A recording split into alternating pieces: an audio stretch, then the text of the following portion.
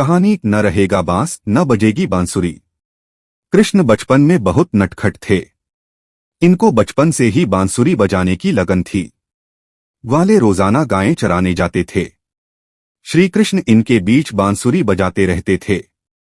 उनकी बांसुरी की आवाज सुरीली और मधुर होती थी कि जो भी सुनता था वह मुग्ध हो जाता था। श्री कृष्ण के युवावस्था का पहुंचते पहुंचते बांसुरी की आवाज जादू का काम करने लगी थी। जो भी आवाज सुनता था वह बांसुरी की ओर इस तरह खींचता चला आता था जैसे कोई वस्तु चुंबक की ओर खींची चली आती है। ग्वालों की तरह ज्ञातिनें भी बांसुरी सुनने के लिए श्री कृष्ण के पास पहुंचती थीं। शुरू में याति घंटे 2 घंटे बांसुरी सुनकर पी जाती थीं। धीरे धीरे ग्वालिनें बांसुरी सुनने में अधिक से अधिक समय बिताने लगीं और घर के काम काज के लिए समय कम रहने लगा। कुछ ग्वालिनें ऐसी भी होती थीं जो पर के अपने छोटे बच्चों को छोड़कर बांसुरी सुनने श्री कृष्ण के पास चली जाती थीं।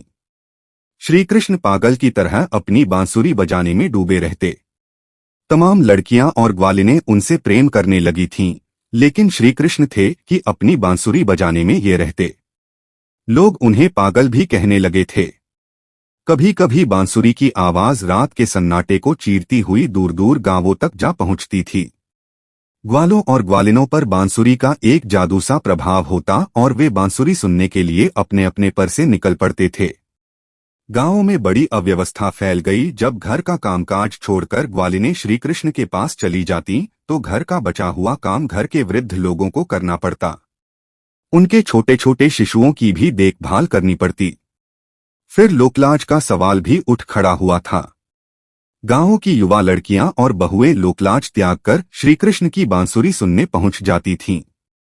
जब श्री कृष्ण से कहा गया तो उन्होंने कहा, मैं तो अपनी बांसुरी बजाने में डूबा रहता हूं। मैं किसी को बुलाने तो जाता नहीं। आप अपने अपने परिवार वालों को समझाइए कि वे मेरे घर न आएं। बहू बेटियां न तो घर वालों की बात मानती थीं और न किसी बाहर वालों का उन्हें डर था। अब तो एक ही रास्ता रह गया था कि श्री कृष्ण बांसुरी बजाना बंद करें। गांवों के मुखिया, जमींदार आदि सभी परेशान थे। उन्होंने नंद बाबा को समझाया, इसके बाद भी कोई हल नहीं निकला।